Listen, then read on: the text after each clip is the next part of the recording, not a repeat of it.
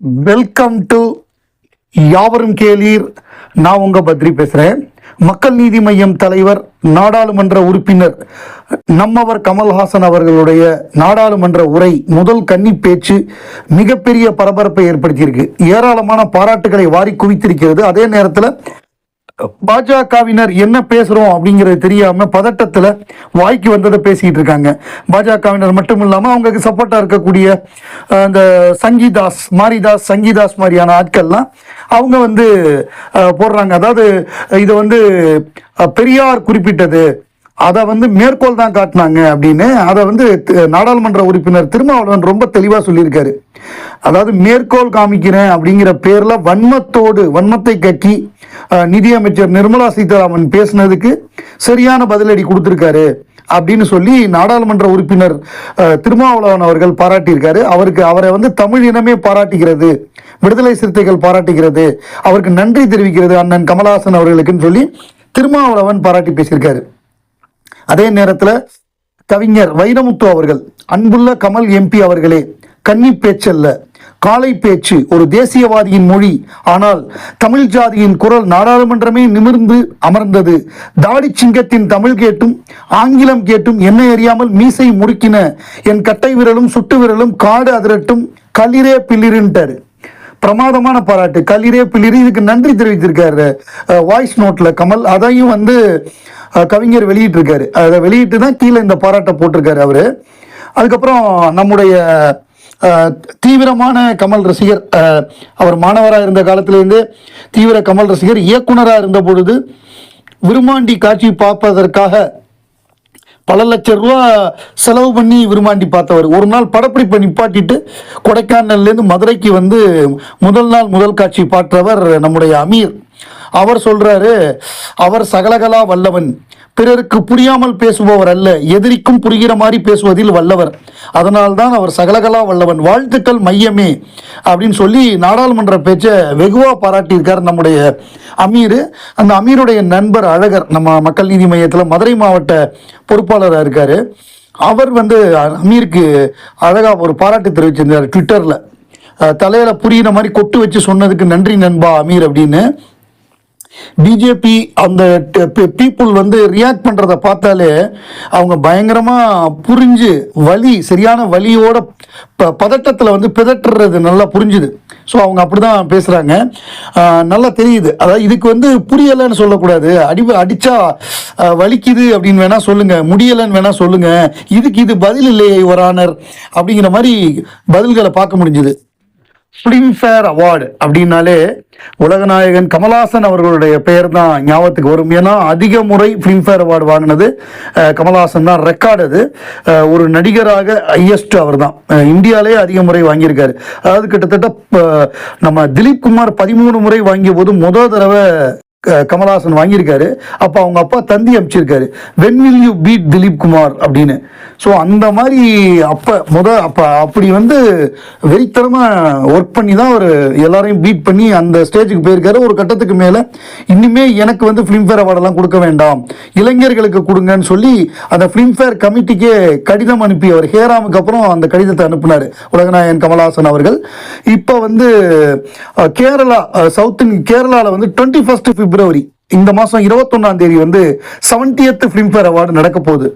So இது நம்ம ராஜபார்வை படம் வந்த பொழுது வெகுவாக பாராட்டப்பட்டது.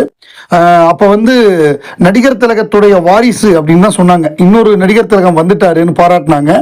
அப்போ நடிகர் திலகத்தையே கூப்பிட்டு அவருக்கு ப்ரைஸ் கொடுத்தா நல்லா இருக்கும். ஏன்னா 1982 அவருக்கு ஃபிலிம்ஃபேர் அவார்டு கிடைச்சது. நடிகர் திலகம் தன்னுடைய கையால் ராஜபார்வை படத்துக்காக உலகநாயகன் கமல்ஹாசன் அவர்களுக்கு ஃபிலிம்ஃபேர் அவார்டு பெஸ்ட் ஆக்டர் கொடுத்தாரு. அந்த நிகழ்வு மறக்க முடியாத ஒரு நிகழ்வு.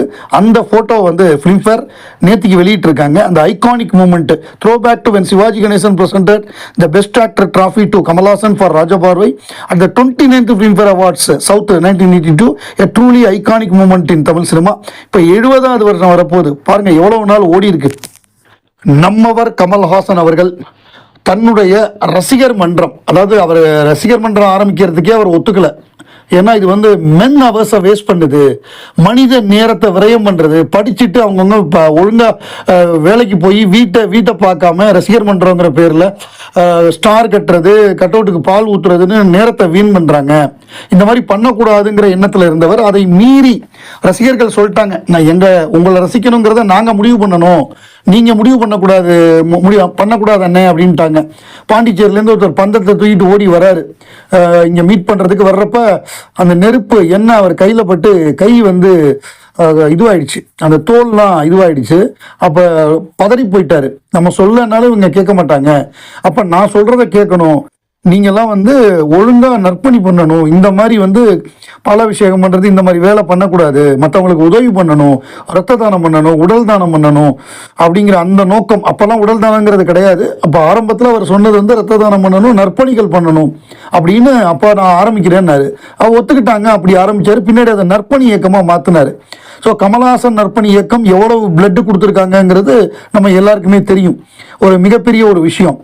ஸோ அப்படி அவருக்கு பிறந்த மகள் ஸ்ருதி வந்து குழந்தையின் உயிரை காப்பாற்றிய உதவிய ஸ்ருதி அப்படின்னு ஒரு செய்தி.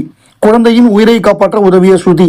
அது அரிய வகை மரபணு நோயால் பாதிக்கப்பட்ட பெண் குழந்தைக்கு பலரும் உதவிய நிலையில் அந்த குழந்தையின் சிகிச்சைக்கு பண உதவி செய்ததோடு சரியான மருத்துவரையும் பரிந்துரை செய்துள்ளார் ஸ்ருதிஹாசன். அறுவை சிகிச்சை முடிந்து நலமுடன் திரும்பிய அந்த குழந்தையையும் தாய் தந்தையையும் நேரில் வர வைத்து சந்தித்து மகிழ்ந்துள்ளார் அப்படின்னு ஒரு செய்தி வருது. ஸோ நற்பணி நாயகன் அவருடைய மகளும் அதே மாதிரி தான் இருக்காங்க. 2 அரசியல் பதிவுகள். அதாவது முதல் பதிவு என்னன்னா, மறைந்த முதல்வர் ஜெயலலிதாவுக்கு எதிரான வருமான வரி வழக்கு. அதில் வந்து 13 கோடியை செலுத்த கோரி அவரது சட்டப்பூர்வ வாரிசாக அறிவிக்கப்பட்டுள்ள தீபாவுக்கு வருமான வரித்துறை நோட்டீஸ். இந்த வழக்கு இன்று விசாரணைக்கு வந்தபோது 2026 ஜனவரி 31 வரை வட்டியுடன் சேர்த்து ரூபாய் 9.17 கோடி வருமான வரி பாக்கியை வட்டியுடன் செலுத்தாவிட்டால் மறைந்த முதல்வர் ஜெயலலிதாவின் சொத்துக்கள் ஏலம் விடப்படும் என வருமான வரித்துறை தகவல். ஏன்னா அவங்களுடைய சொத்து எல்லாம் இவங்களுக்கு தான் கொடுத்தாங்க, தீபாவுக்கு தான் கொடுத்தாங்க. ஸோ சொத்து மட்டும் வேணும் ஆனால் கடனை கட்ட மாட்டியா அப்படிங்கிற ஒரு கேள்வி தான் இப்போ அந்த கேள்வி இந்த இதில். இதே மாதிரி இன்னொரு விஷயம். இன்னைக்கு தீர்ப்பு நடிகர் விஜய், அதாவது வருமானத்தை மறைத்ததாக ரூ. 1.5 கோடி அபராதம் விதிப்புக்கு எதிராக விஜய் தொடர்ந்த வழக்கில் நாளை உயர்நீதிமன்றத்தில் தீர்ப்பு. புலி படத்திற்கு பெற்ற வருமானத்தை கணக்கில் காட்டவில்லை என்பதுதான். அதாவது வாலண்டரி டிஸ்க்ளோஸ்மெண்ட். அவர் வந்து வருமானம் 15 கோடியோ நம்ம சம்பளம் வாங்கியிருக்காரு, அதை மறைச்சதுக்காக 1.5 கோடி ஃபைன் போட்டிருக்காங்க. அந்த ஃபைனை கட்ட முடியாது, இன்கம் டேக்ஸ் டிபார்ட்மெண்ட் போட்ட அந்த ஃபைனை கட்ட முடியாதுன்னு இவர் கோர்ட்டுக்கு போயிருக்காரு. செந்தில்குமார் தான் ஜட்ஜு. ஸோ இன்னைக்கு அந்த தீர்ப்பு வருது. பொதுவாக என்ன சொல்றாங்கன்னா, இந்த மாதிரி தீர்ப்புகள் வந்து இன்கம் டேக்ஸ் டிபார்ட்மெண்ட்டுக்கு சாதகமாக தான் வரும். இப்படி ஒரு தீர்ப்பு வந்தால் அது விஜய்க்கு வந்து மிகப்பெரிய ஒரு மைனஸாக அமையும். ரொம்ப கெத்து, நான் சுத்தமானவன்னு சொல்ல முடியாது. ஏடிஎம்கே டிஎம்கே 2 பேரும் போட்டு அடின்னு அடிப்பாங்க. ஒழுங்காக இப்போ வாங்கின சம்பளத்துக்கு வரியே கட்டலை, நீ பிளாக்ல டிக்கெட் விற்கிற, நீ என்னடா ஊழலை பற்றி பேசுறது, உனக்கு என்னடா அருகதை இருக்குன்னு அடிப்பாங்க. அப்புறம் சிபிஐ வழக்கு, கரூர் இது ஸ்டாம்பீடு கேஸு, கரூர் தள்ளுமுள்ளு நடந்து 41 பேர் உயிரிழந்தாங்கல்ல, அந்த கேஸுடைய இது வரப்போகுது. எஃப்ஐஆர் வந்து ஃபைல் பண்ண போகிறாங்க. பிப்ரவரி 15ஆம் தேதிக்குள்ளே பண்ணணும்னு சொல்லியிருக்காங்க. பண்ண போகிறாங்க. திருச்சி கோர்ட்டில் தான் பண்ண போகிறாங்க. ஏன்னா கரூருங்கிறதுனால திருச்சி கோர்ட்டில் எஃப்ஐஆர் அனௌன்ஸ் பண்ணுவாங்க. அப்படி அனௌன்ஸ் பண்ணும்பொழுது அதில் விஜய் பேரும் சேர்க்கப்பட வாய்ப்பு இருக்குது. ஸோ அது இன்னும் விஜய்க்கு வந்து ஃபர்தராக மைனஸ் அமையும். ஸோ இப்படி தொடர்ந்து மைனஸ் அமைஞ்சதுன்னா இப்போ இந்த கெத்து, நாங்கள் வந்து மாசு, பக்கா மாஸ் அப்படின்னு சொல்கிறதெல்லாம் மிகப்பெரிய ஒரு பின்னடைவை ஏற்படுத்தும்னு அரசியல் நோக்கர்கள்லாம் கருதுகிறாங்க.